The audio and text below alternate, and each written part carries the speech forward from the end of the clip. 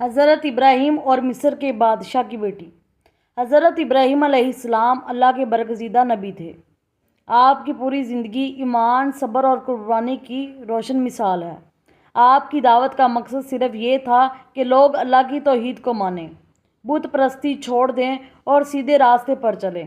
لیکن جس معاشرے میں آپ پیدا ہوئے وہاں ہر طرف شرک اور بت پرستی عام تھی۔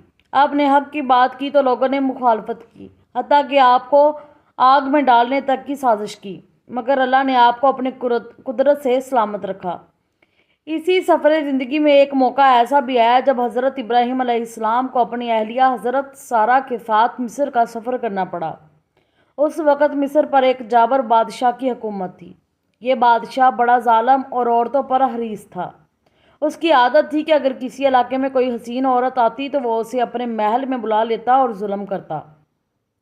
جب حضرت ابراہیم علیہ السلام مصر پہنچے تو لوگوں نے اطلاع دی کہ ان کے ساتھ ایک نہایت خوبصورت خاتون ہے۔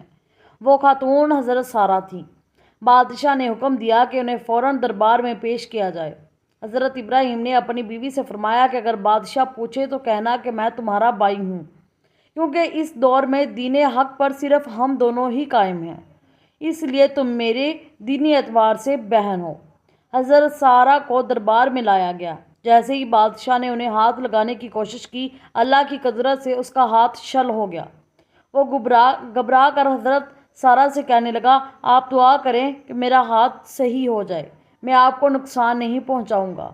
حضرت سارہ نے دعا کی اور بادشاہ کا ہاتھ ٹھیک ہو گیا، لیکن اس کی طبیعت میں جو خباثت تھی اس نے دوبارہ کوشش کی۔ پھر اللہ تعالیٰ نے اسے سخت تکلیف میں مبتلا کر دیا۔ اس نے دوبارہ معافی مانگی اور کہا کہ اب ہرگز ایسا نہیں کروں گا۔ 3 بار ایسا ہوا۔ آخر کار وہ ڈر گیا کہ یہ عورت عام عورت نہیں بلکہ اللہ کی نیک بندی ہے۔ اس نے حضرت سارہ کو عزت کے ساتھ واپس بھیج دیا اور اپنی بیٹی یا خادمہ ہاجرہ بھی ان کے ساتھ تحفے کے طور پر دے دی۔